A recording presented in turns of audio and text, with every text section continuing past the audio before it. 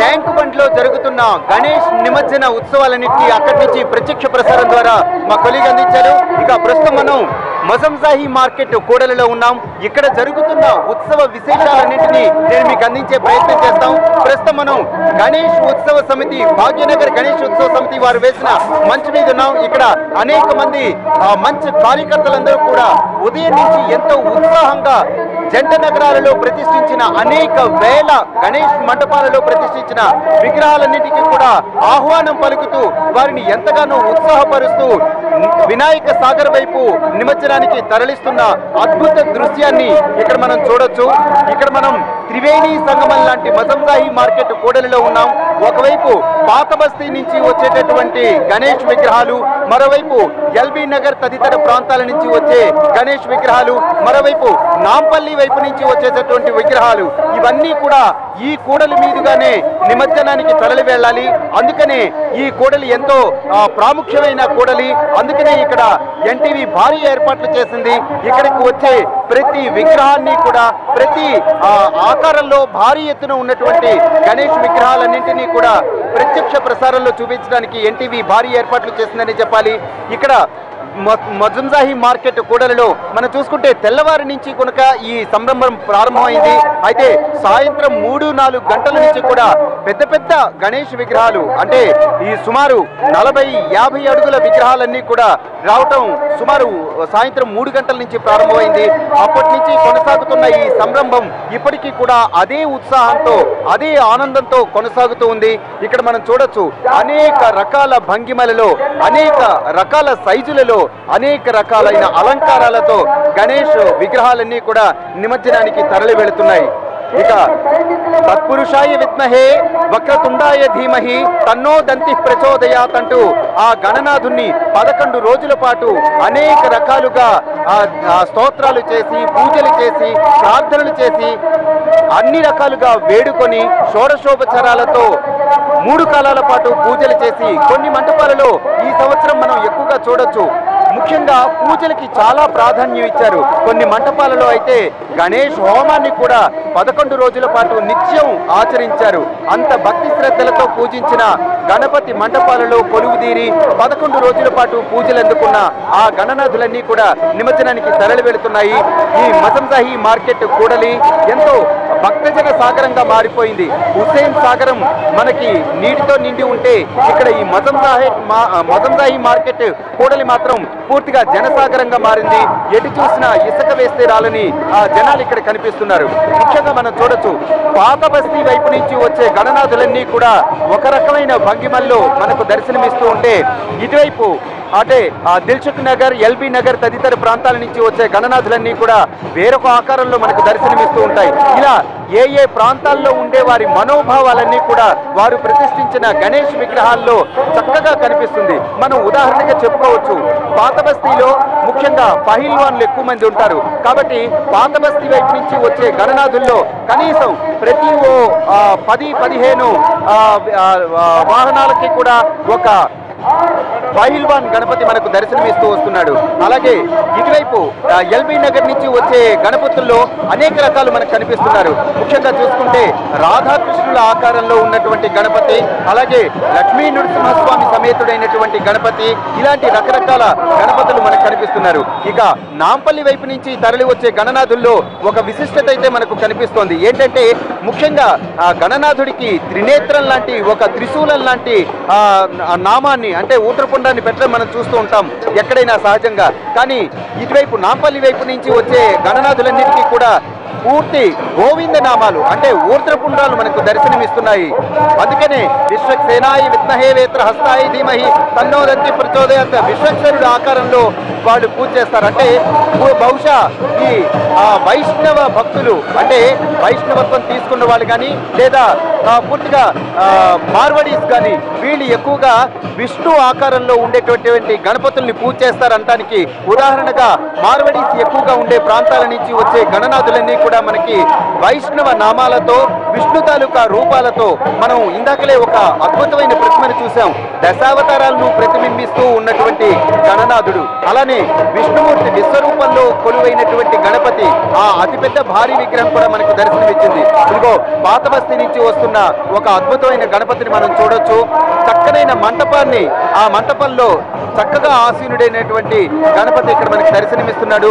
అలానే పండ్ల మార్కెట్ వాళ్ళు ప్రతిష్ఠించిన గణపతి కూడా అద్భుతంగా అన్ని రకాల పళ్ళతో, అసలే పళ్ళ ధరలు చాలా భారీగా ఉన్నాయి, అయినా సరే ఆ భారీతనాన్ని అంతా కూడా తన లారీ మీద చూపించి ఆ పళ్ళతోనే డెకరేట్ చేసి మొత్తం రథాన్నంతటినీ కూడా పళ్ళతోనే తీర్చిదిద్ది వాళ్ళు ఆ రథాన్ని తీసుకొని వచ్చారు. దాని మధ్యలోనే ఆ గణనాథుడిని ప్రతిష్ఠించి నిమజ్జనానికి తరలించడం మనం చూసాం. ఇక అలానే పెద్ద శేషసాయి మీద ఉండేటటువంటి గణపతిని కూడా చూసాం. ఈ రోజు అనంత పద్మనాభ వ్రతం అంటారు. పౌర్ణమి ఒకవైపు పున్నమి చంద్రుడు కనిపిస్తున్నాడు, మరోవైపు అనంత పద్మనాభుడు కూడా ఆ ఆకారంలో ఉండేటటువంటి గణపతిని కూడా చూడొచ్చు. ఇక వర్తమాన కాలంలో ఏది పాపులర్ గా జనాల నాలుకల మీద తాండవిస్తూ ఉంటుందో ఆ విషయాలన్నీ కూడా సామాజిక ఆర్థిక అన్ని కోణాలని కూడా ఈ గణపతుల్లో చూపించడం ఆనవాయితీగా వస్తూ ఉంటుంది. అదేవిధంగా ఈ సంవత్సరంలో ముఖ్యంగా చెప్పుకోదగ్గ విషయాలు ఏవైనా ఉన్నాయంటే వాటినన్నింటినీ కూడా గణపతి రూపాల్లో అన్వయిస్తూ ఉంటారు. అందులో చెప్పుకోవడానికి ముఖ్యంగా బాహుబలి అనే ఆ చలనచిత్రం ఎంతగానో ప్రాచుర్యం పొందింది. ఆ బాహుబలి గణపతులు మనకు చాలా ఎక్కువ దర్శనమిచ్చాయి. సుమారు ఒక 1 అవర్ లో మనకి 3 సార్లు బాహుబలి దర్శనమిచ్చాడు. అంటే బాహుబలి సినిమాలో ఏ విధంగా అయితే పెద్ద శివలింగాన్ని తన భుజం మీద పెట్టుకొని ఆ సినిమా హీరో ప్రభాస్ తీసుకొని వెళ్ళడం కనిపిస్తుందో, అదే విధంగా గణనాథుడు పెద్ద శివలింగాన్ని తన భుజం మీద మోస్తూ, అంటే తన తండ్రి శివలింగాన్ని తను ఆ భుజం మీద పెట్టుకోవటం అనేది పెద్ద విషయం కాకపోయినా ఈ సినిమా వచ్చిన ఆ తరుణంలో ఆ విగ్రహాన్ని ప్రతిష్ఠించి పూజించడం నిజంగా చెప్పుకోదగ్గ విషయం. అయితే మనం ఇక్కడ ఎన్ని రకాలుగా చెప్పుకున్నా, అంటే మనం కార్గిల్ వార్ సమయంలో అప్పుడు చూసాం, ఎక్కడ చూసినా సరే మిషన్ గన్ పట్టుకున్న వినాయకుడిని, అంటే సైనికులకు స్ఫూర్తినిచ్చే విధంగా గణపతుల్ని మనం చూసాం. ఆ సమయంలో అది ఎంతో స్ఫూర్తిదాయకంగా ఉన్నాయి. అలానే వరల్డ్ కప్ గెలుచుకున్న సంవత్సరం వరల్డ్ కప్ పట్టుకున్న గణపతిని మనం చూసాం. అంటే యద్భావం తద్భవతి, మన మనసులో భావం ఎలా ఉంటుందో అలాగే ఆ ప్రతిరూపాలను కూడా తీర్చిదిద్దడం కనిపిస్తుంది. అవన్నీ కూడా ఈ గణపతి రూపాలలో దర్శనమిస్తున్నాయి. అయితే ఒక్క గణపతికి మాత్రమే ఈ వెసులుబాటు ఉన్నదని చెప్పడంలో ఎటువంటి అతిశయోక్తి లేదు. మనం రాముడు, కృష్ణుడు ఇలా అనేక దేవతామూర్తుల్ని పూజిస్తూ ఉంటాం అనునిత్యం, కానీ ఎక్కడా కూడా ఇన్ని వైవిధ్యమైన రూపాలు కనిపించవు.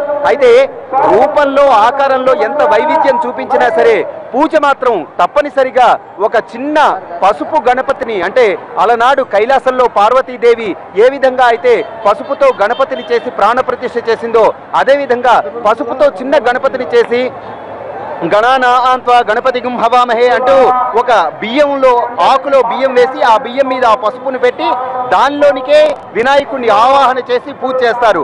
ఆ వెనకాతల ఎటువంటి ఎంత పెద్ద ప్రతిమ పెట్టినా లేదా ఏ ఆకారంలో పెట్టినా అది కేవలం మన మనస్తృప్తి కోసమే, కానీ ఆ గణపతి మాత్రం పూర్తిగా ఆ చిన్న పసుపు ముద్దలోని అలానే ఆ వెనకాల పెట్టిన కలసలోనికి షోడశ కళలను ఆవాహన చేసి 11 రోజుల పాటు పూజిస్తారు. కాబట్టి చాలా మంది అనుకుంటూ ఉంటారు, ఏమిటి అసలు గణనాయుడు ఎంతో ఆరాధ్యుడు కదా, అతన్ని ఇన్ని రకరకాలుగా చూపించడం ఏమిటని చెప్పి చాలా మందికి తెలియని వాళ్ళకి అనుమానం వస్తూ ఉంటుంది.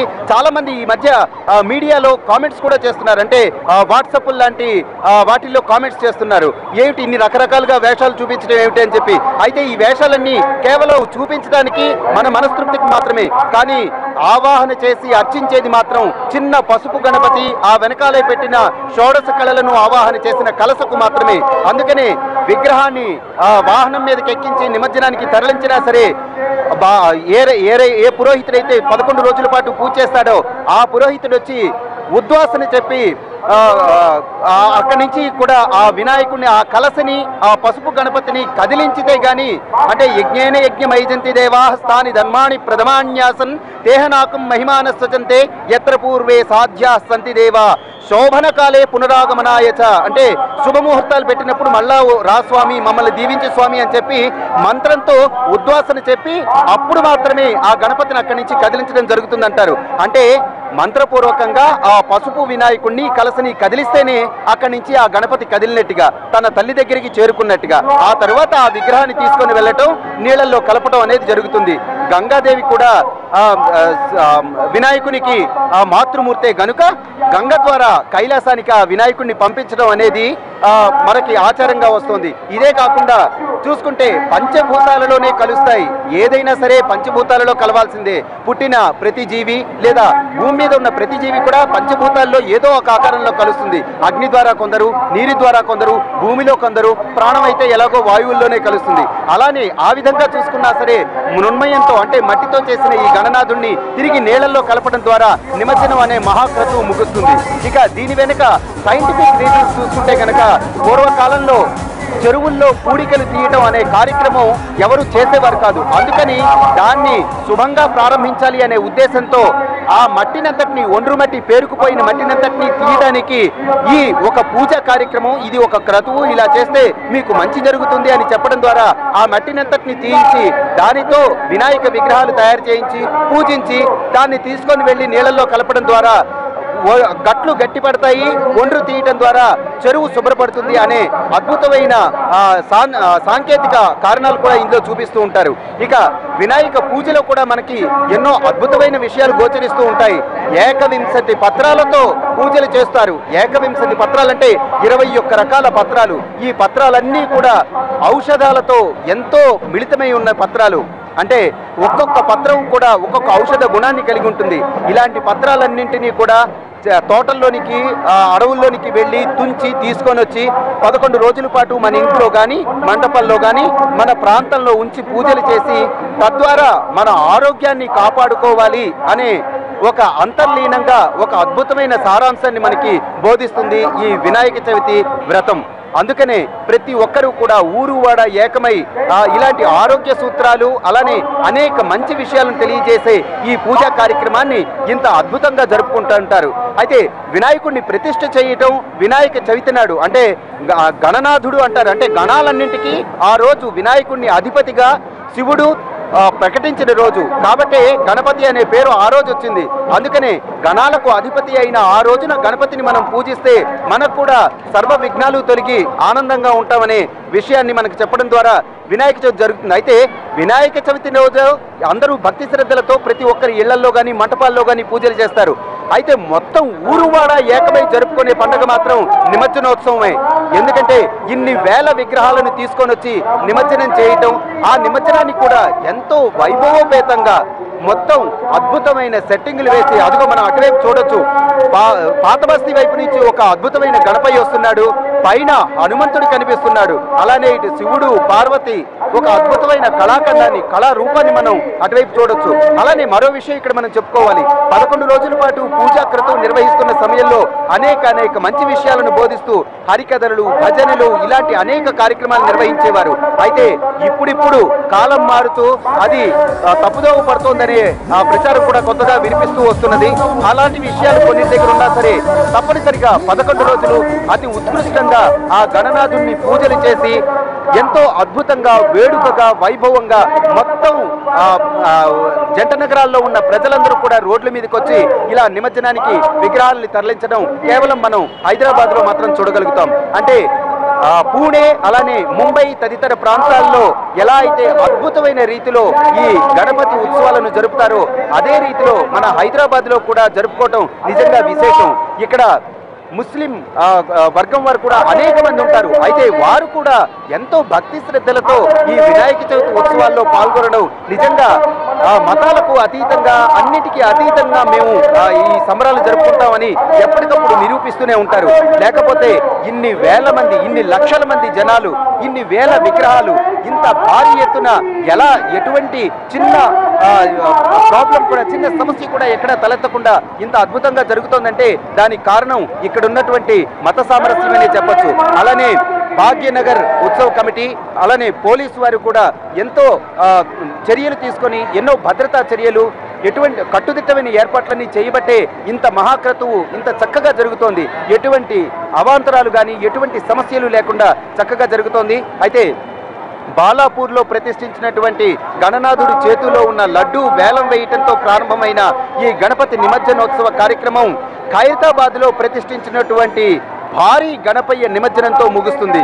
ఈసారి భారీ గణపయ్య ఆ త్రిశక్తిమయ గణపతిగా మనకు దర్శనమిస్తున్నాడు. అంటే 3 శక్తులకు తనే మూలం అన్న రీతిలో అటు లక్ష్మి, పార్వతి, సరస్వతి 3 మూర్తులు కూడా అక్కడే దర్శనమిస్తున్నాయి. అలానే ఈసారి ఖైరతాబాద్లో పక్కనే గజేంద్ర మోక్షం ఒక భారీ సెట్టింగ్ ను కూడా వేశారు. గజేంద్ర మోక్షం అంటే మనకు తెలిసిందే, అన్యథా శరణం నాస్తి త్వమేవ శరణం మమ అని చెప్పి ఆ గజేంద్రుడు వేడుకోగానే అప్పుడు విష్ణుమూర్తి వచ్చి ఆ మొసలిని చంపి గజేంద్రుడికి మోక్షం ఇస్తాడట. అంటే నేనే బలవంతుణ్ణి, నన్ను మించిన వారు లేరు అన్నంతకాలం ఏ దేవుడు రాడు సాయం చేయడానికి, నాకు నువ్వు తప్ప ఇంకెవరు రక్షించేవారు లేరు అంటే తప్పనిసరిగా దేవుడు వచ్చి సాయం చేస్తాడని ఒక అద్భుతమైన ఘట్టాన్ని ఆవిష్కరిస్తుంది. అందుకనే ఖైరతాబాద్ లో ఎంతో ప్రాచుర్యం పొందిన గణేశుడి పక్కన ఆ విగ్రహాన్ని కూడా పెట్టడం జరిగింది. అలానే త్రిశక్తులకు మూలం తనే అని చెబుతూ త్రిశక్తుల్ని కూడా అక్కడే ఉంచడం జరిగింది. అయితే ఆ భారీ గణేశుడిని నిమజ్జనం చేయడంతో ఈ మహాక్రతువు ముగుస్తుంది అని చెప్పి భావించవచ్చు. ఎందుకంటే ఆ భారీ విగ్రహాన్ని అక్కడి నుంచి తరలించడానికి అనేక వ్యయ ప్రయాసాలు కోర్చాల్సి ఉంటుంది. అవన్నింటినీ ఛేదించుకుంటూ అయితే ఈసారి నిమజ్జనోత్సవాలకి మెట్రో రైల్ వంతెనలు ఏవైతే ఉన్నాయో అవి కొంతవరకు ఆటంకం కలిగినా సరే వాటిని కూడా ఛేదిస్తూ ముందుగానే ఇటు పోలీసులు కానీ లేదా భాగ్యనగర్ ఉత్సవ సమితి వారు కానీ ఇంత పరిమాణంలోనే ఉండాలి, ఈ పరిమాణం దాటితే ఈ మెట్రో రైల్ ట్రాక్లు ఏవైతే నిర్మిస్తున్నారో వాటికి అంతరాయం కలుగుతుందని ముందుగానే చెప్పడం ద్వారా అటువంటి ఆటంకాలు కూడా ఏవీ కలగకుండా విగ్రహాలన్నీ కూడా ఎంతో నెమ్మదిగా చక్కగా అదే శోభాయాత్రతో ఎటువంటి శోభతో అయితే ప్రతిష్ఠించారో ఆ శోభ చెక్కు చెదరకుండా అలానే నిమజ్జనానికి తరలి వెళుతున్న అద్భుత దృశ్యం మనకు కనిపిస్తోంది. భారీ భారీ గణనాథులన్నీ కూడా నెమ్మదిగా నిమజ్జనానికి తరలి వెళుతున్నాయి.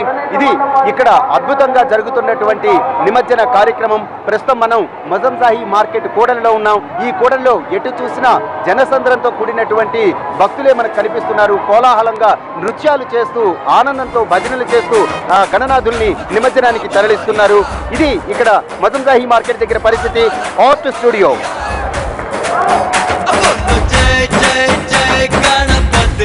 Thank you Varaprasad.